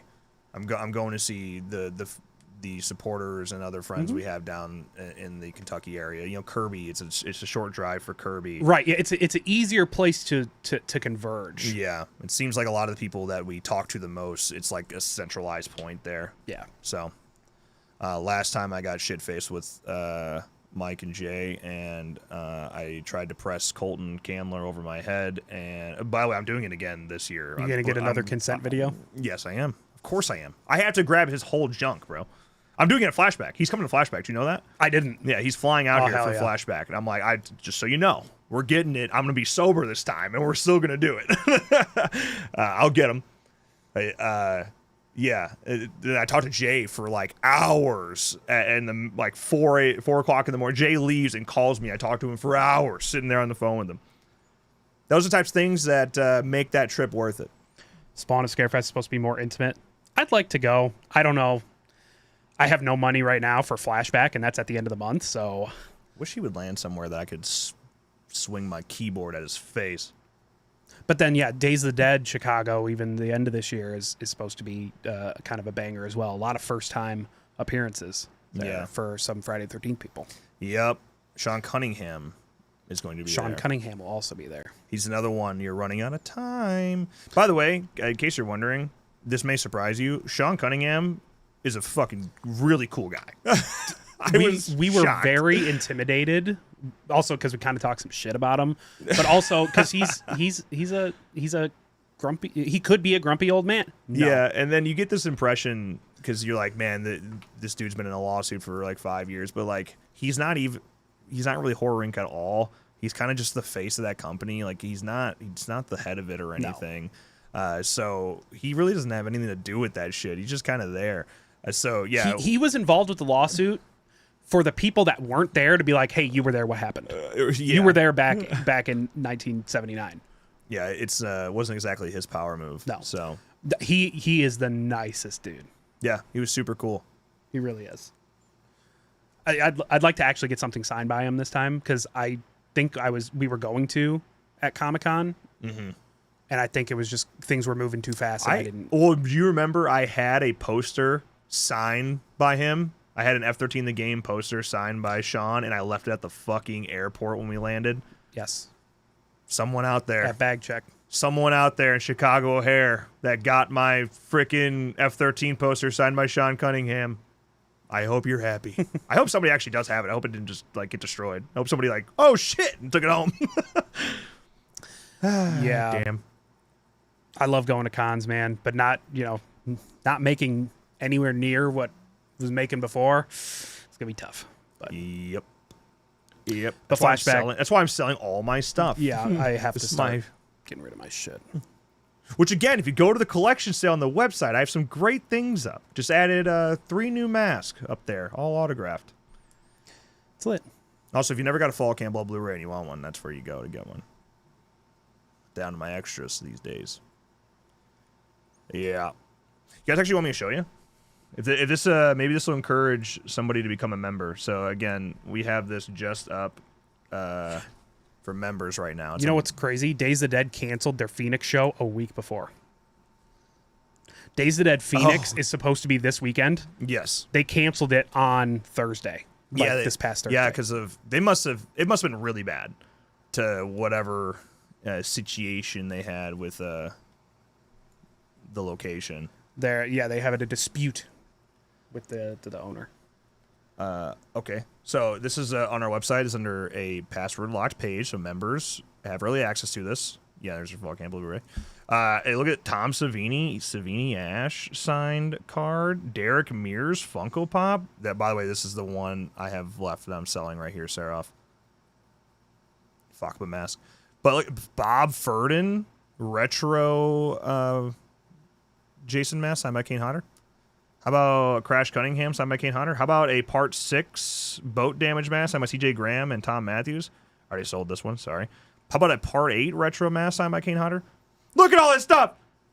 Look at all my stuff, man! The Funkos. That one sold. Look at all. Did you know this is a Comic-Con exclusive? I didn't even know that. Who would have thought? Look at all my stuff, man! So yeah. Sold out of Fall Camp Blood posters? Yeah. I actually want to get more of those red ones. I have the white ones, but I haven't listed them yet. Sold out of the red cases too. R.I.P. A lot of cool stuff. By the way, this mask is incredible. Just saying. This is a fiberglassmask.com mask, which by the way retails for $165 by itself, not signed.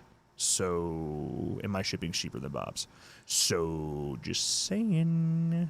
That's all I'm saying. I'll hold something for you. I've got stuff for days, brother. I've got so much stuff. Look around us. I'll sell all this stuff. I got a lot of Funko Pops, not just horror, but other Funko Pops at my house that What about my Hex Totem? See my Hex Totem? I'll give you $5 for that. There's the Part 7 mask right here, signed by... I'm actually thinking about selling this, too. I was in here this morning, I almost listed it. I was really debating. It's a Savini Ash artwork. Savini Jason artwork, signed by Tom Matthews, Kane Hodder, and... How many of that exists? I think they did 2,000. Signed by Kane in white, Tom in gold, and Tom in red. Yeah. Like, that's... Pretty sweet. That's rare as hell.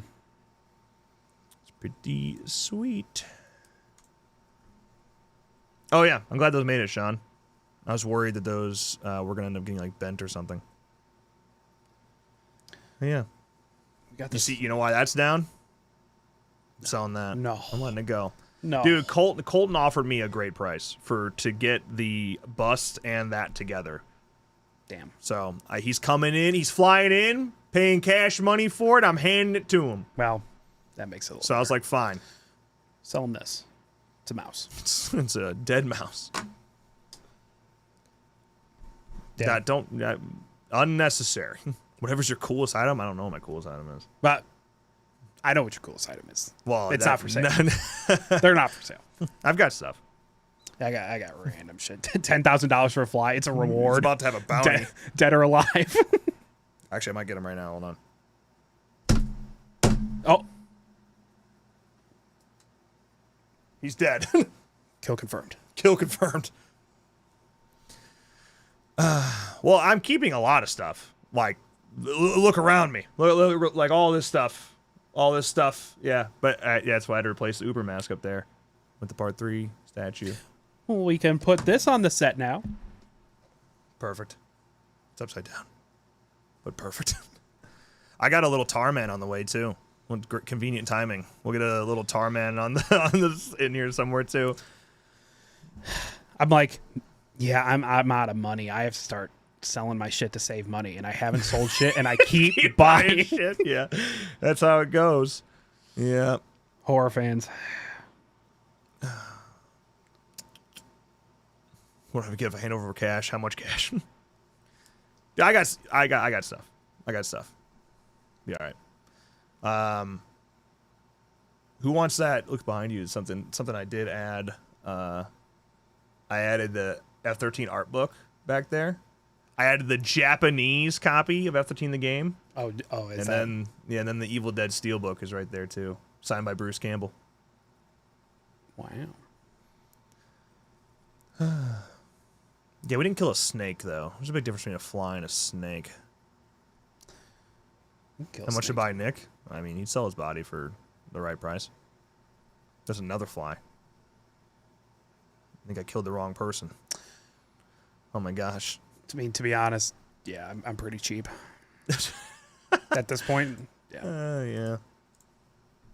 One of my coworkers was like, how much for you to do this sex act that you would not normally do? Would you do it for $1 million? I'm like, yes. What, is like you getting pegged? No. You sucking dick? Kind of. Kind of. Harmonica style? Dude, you really? This is in-game YouTube, by the way. In-game. You're so worried about being labeled as gay that you would turn down $1 million? Exactly. No, I would not. Like, he's like, it's would you do it for $1 2025. million? I'm like, yeah, hell yeah, I would. What are you? A butler? Well, I can only work like 4 hours at a time because my foot hurt. Yeah, you can get that fixed or what? What's going on? No. Get on it. I could have sworn I had something else I wanted to tell you guys, but I forgot what it was. When I say kind of, I mean there's more steps. There's more steps to it that I actually shouldn't. I don't know if I'm allowed to say it on YouTube, so I'm not gonna. Okay. Yes, I'll do it. Whatever it is, I'll do it. For $1 million, I'm like, there's not much I wouldn't do for $1 million. Money talks, brother. That was not it, Sean, but I appreciate for the details. I appreciate the effort. Thank you for your guess. I did find eat ass. I did find my Jennifer Love Hewitt signed like comic book cover. Yeah. I found that. So I'm looking in here because I might take a poster down. These are cheap ass posters, so I mean. Oh yeah, no, that's why they're taped up. Yeah. I might take one of these down because I have like the painting from Cody that I think should be up on the wall. I think I'm gonna put it where the Part 7 mask is. But then I've got the stills, the original lobby cards from I Still Know. I've got posters and framed things. I have that Game Informer down there, that gold Game Informer. Does anybody want to buy that? I was like, man, do I want to sell that? There are only 90 of those in the world. 90 of them. 10 stayed inside a Game Informer. The other 90 were split out between Boss Team. The only reason I have one is because I was a contracted employee at the time. So, but it's signed by Ted Raimi. I was really hoping that'd play out where Ted would be in the game. I was like, oh, I'm with Ted right now. Maybe I'll get it signed. Right. And it'll play out for us. Didn't fucking play out for us. And then it's also signed by Dan DeLorenzo. This is offer on the table for anyone. I'll undercut the price. I cut my fingy. Dude, I wrecked my hand this week. Like, so I got that little cut there. I got this cut in my hand here. All my knuckles are busted up. I got my this knuckles bruised. My dad, every time my dad is like, hey, let's go to the boat. I need your help moving something. It's always me getting my ass whooped. Like, man, so we went out the other day. Just tell you a story. This is really important to Slashcast horror news. We went out. We're out at the sandbar the other day. He insisted that we need to change the hydraulic fluid in the motor right now while we're at the sandbar. I'm like, okay. We get the motor up, and you like when you get the motor up to its top point, you flip these things to hold the motor up so you can change the fluid. Well, those things got stuck, and we didn't have anything to move them. So I had to take a screwdriver and a 15-pound anchor as a hammer, and I must have been hitting it for an hour. And that's what all the cuts on my knuckles and the bruises and shit, that's all from just hitting with a screwdriver with a 15-pound anchor until finally we got it off and it dropped. I was like, otherwise we were going to be stuck out there. We couldn't get the motor down. I was killing me. I was making sandwiches. I was making sandwiches. I was making sandwiches, and I got a little too crazy with the stick, with the knife. Yeah. But it's fine. I still have my finger. Yeah, then like that one, that one hurts like a motherfucker for some reason. It's 2 cuts, actually. I don't know if you see that. It's 2 perfectly cut right next to each other. The next morning after he beat the shit out of my hands on that motor, he's like, hey, let's go work on the path down to the dock. Like, okay. Well, it led to me having to pick up these stones must have been 300 pounds. And he was like, don't pick it up, you'll get a hernia. I'm like, I can't drag the fucking things. So I had to deadlift these fucking 300-pound stones up and carry them to my chest to drop them into place. And yeah, dude, my shin, I can't show this on camera. Do you see that from there? You see that from there? Look at that! Look at that right there! Oh, yucky. He fucked me up! Oh, I just cramped my hip from that. He killed me, man! He just absolutely killed me. I go to a new podiatrist first week of August. Till then, my foot hurt. Well, your foot will probably hurt after that, too, I assume. Probably, yeah. You talk about fumbling a surgery. You really think you'd be able to get your money back? Yeah, good one. Well, now with Medicaid, you want to talk about politics while we're here?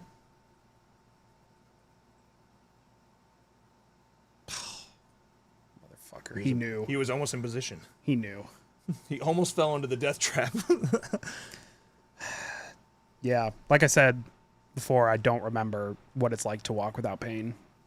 It's been that long. So. Yeah. Yeah.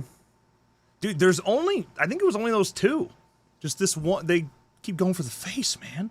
There's a couple gnats in here, too. I don't know what I'm telling you, from the rain and just my garage open that one day. It's because my son put a DeLorean underneath the garage door and I didn't see it. So it hit the DeLorean and the door opened. And yeah. Sick bastard. You made a garage door stop out of a DeLorean? Out of a DeLorean? Yep.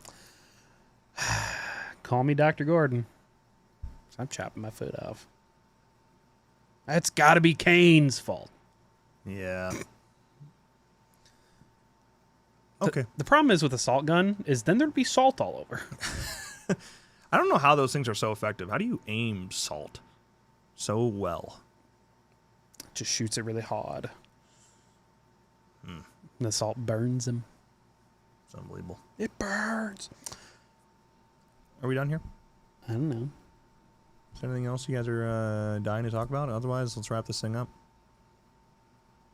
I used to have a tennis racket zapper. Yeah, we used to go camping. Incredible. They work very well. Well, yeah, spray can would work, but we're in a studio with a lot of technology going on in here. Yeah. Yeah, not a bug bomb would not work well. Yeah. Michael Madsen. Yeah, he died. Dude, crazy. Did you ever watch Nip Tuck? Mm-hmm. Wands. I can't believe it. He's only like, what, 56? Cancer. Yeah, he was young. Cancer. Unbelievable. Can we skip to fall? Please. How about those Cubs last night, huh? They kicked the shit out of the Cardinals. What day was it? Saturday? Friday? They had 8 home runs? 8 home runs. Three by Michael Busch.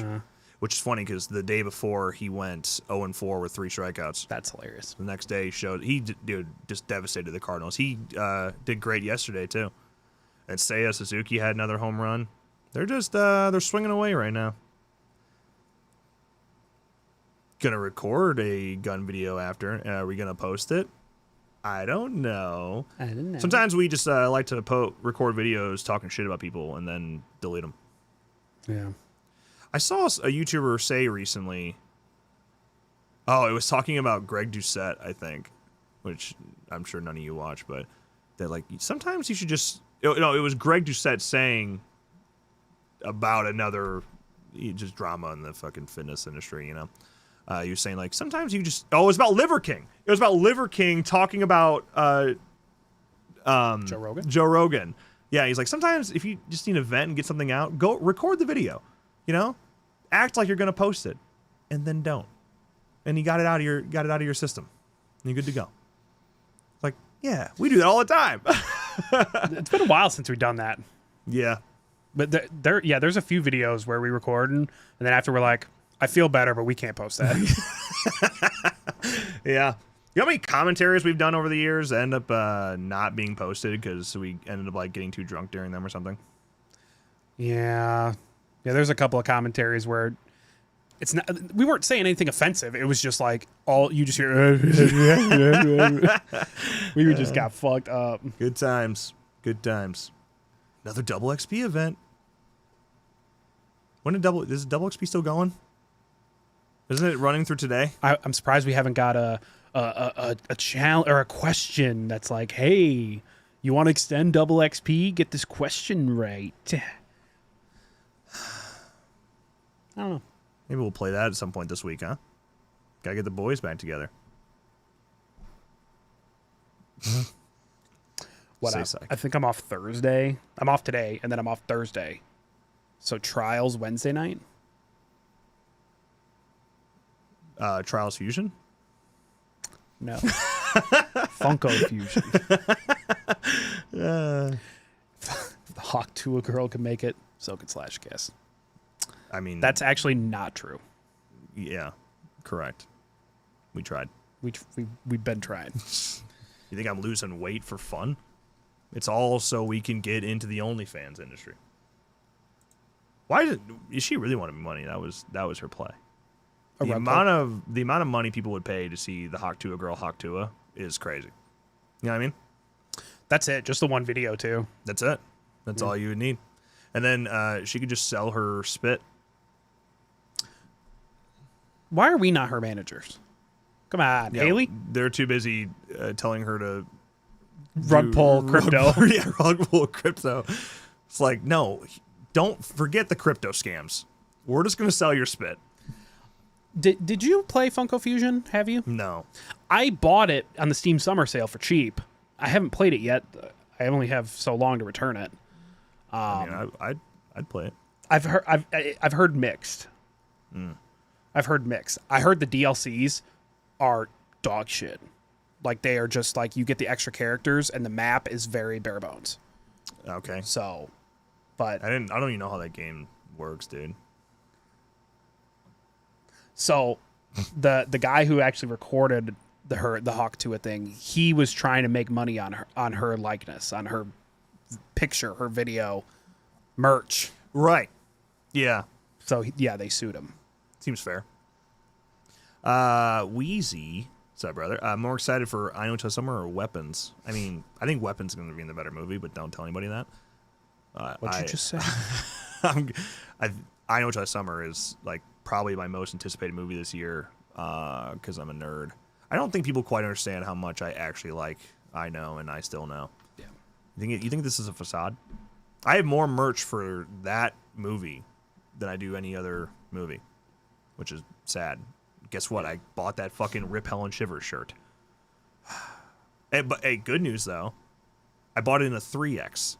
That's the first time I bought a 3X shirt for horror merch in a long time. Been a 4X guy. I finally was like, you know what? I could fit 3X just fine. We'll go there. Jennifer Love Hewitt, man. Ugh. I do have a fish hat. I almost bought a second fish hat. Do you know what I watched this morning? Speak No Evil.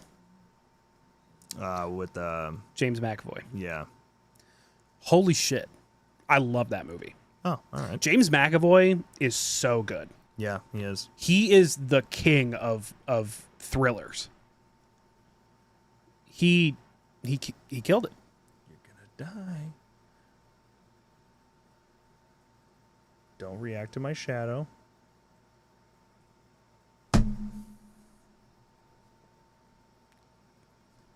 Show the body. He's there. He's right here. Caught him slipping. You got fucking blood on my Fangoria, you sick fuck. Yeah, I loved him in Split. You know, Speak No Evil, man, it's perfect. Perfect. I really enjoyed that movie. That's the thing. It's a very, very good movie, in my opinion. Very, very good movie. Don't know how many times I'll rewatch it. But I wanted to give it 4.5 stars. I think I gave it 4 out of 5. I watched Heads of State last night. Have you heard of that movie? The new movie with John Cena and Idris Elba. where there is a prime minister and the president of the United States. Yeah, I've heard of it. Yeah. Who's the president? John Cena. And Idris Elba is the prime minister. Yeah. Dude, by the way, let me just say, now that I've seen John Cena as a sitting president in a movie, I'm in. You know who's been a great sitting president in film and TV? Kiefer Sutherland. Kiefer Sutherland. In Designated Survivor. I have 4 episodes left, and then I've watched it all. And I'll be very sad that it's over. But also the second main character, the guy who becomes his chief of staff. Yeah. He dies. He died in real life of cancer, I think. So, yeah, so they will never be able to bring it back. Heads of State was it was okay. Like, it was what it's John Cena as the president, dude. Like, it was dumb fun. I tell you what, though, there's some moments in that movie that are a little bit tonally awkward, but it's straight up like Edgar Wright style filmmaking. Like, I literally, when it happened, I was like, oh, is this an Edgar Wright film? And I didn't know it. It's not. Have you heard of Ricky Stenicki? Yeah. That was Zac Efron and John Cena and Andrew Santino. Yeah. That's pretty funny. I haven't seen it, but it's on my list because I saw a clip. Yeah, it's pretty funny. Santino gets me, man. I know last summer is tweeting more than ever, and I'm here for it. Look at this.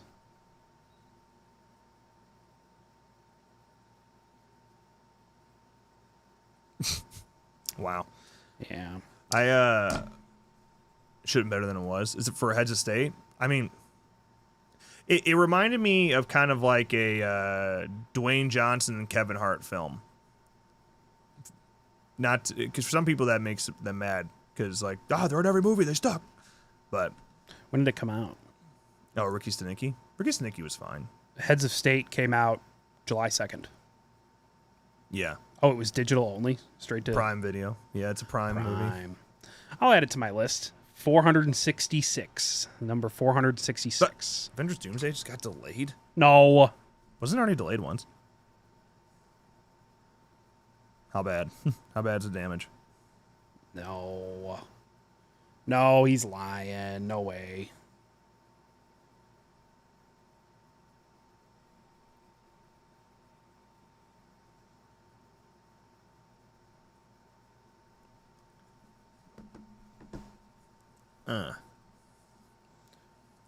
I don't see that. I think he's lying. He baited us. I think he took that guy's wallet. I think he took the guy's wallet.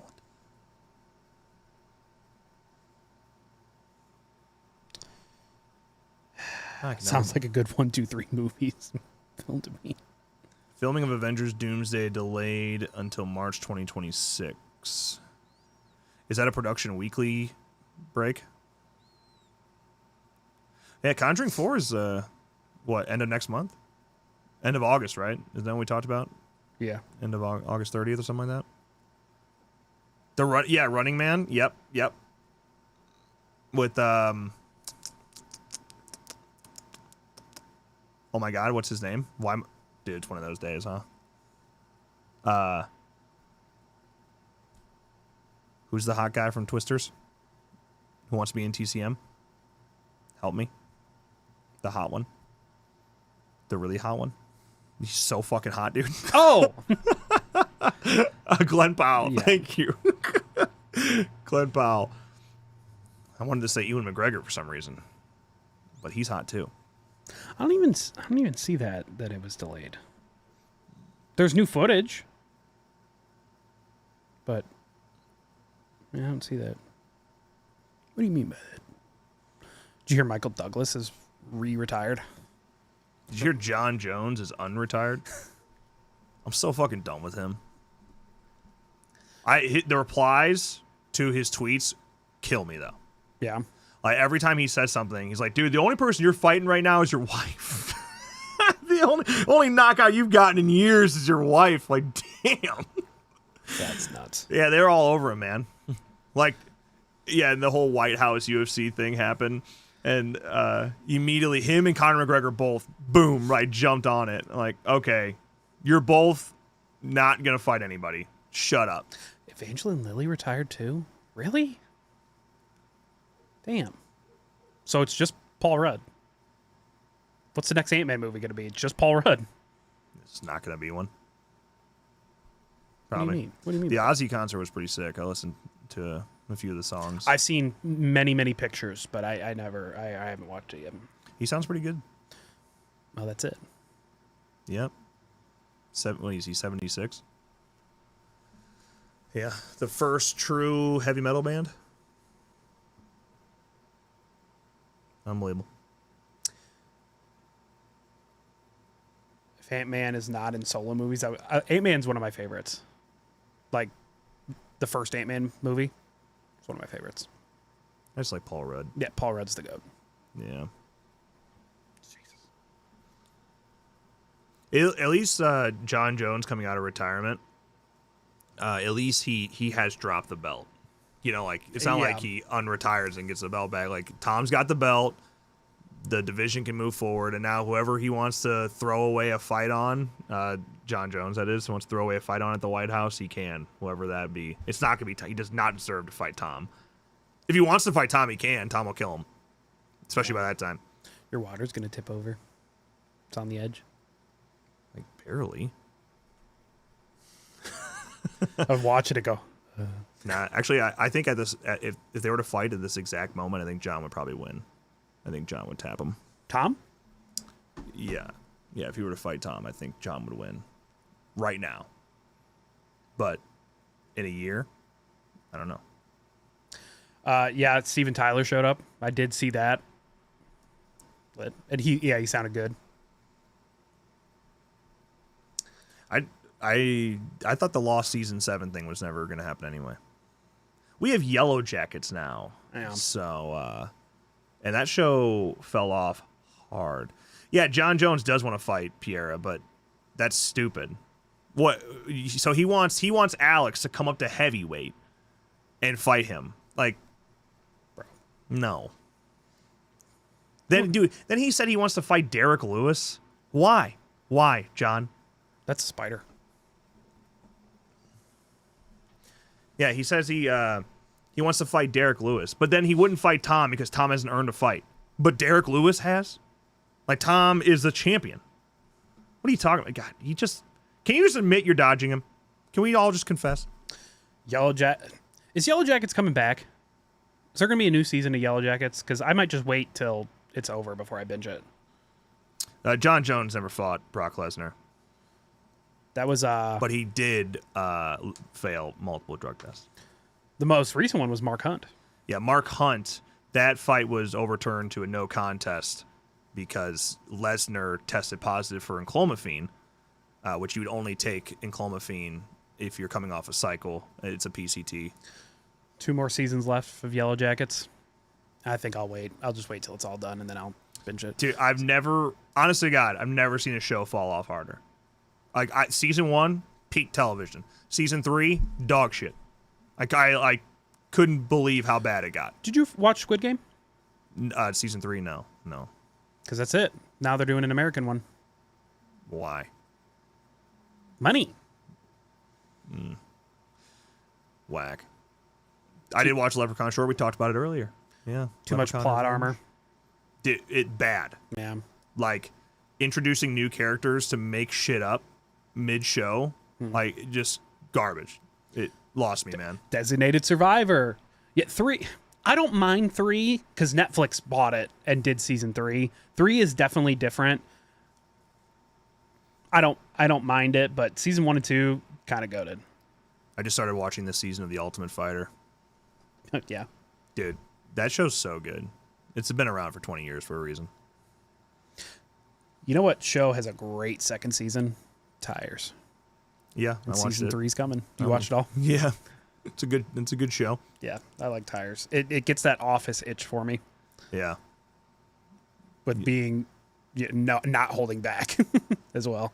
Yeah. And Shane is just, yeah, he's the guy right now. And what's his face? Steven. Tyler? No.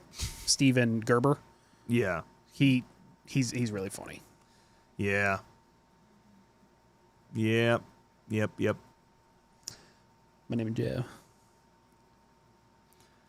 All right, I think that's where I'm at. We always find a way to ramble on these morning shows for as long as we possibly can. Tell you what, held more viewers than I thought we were. True. Here we are in this economy. It's unbelievable. Okay, so that's it.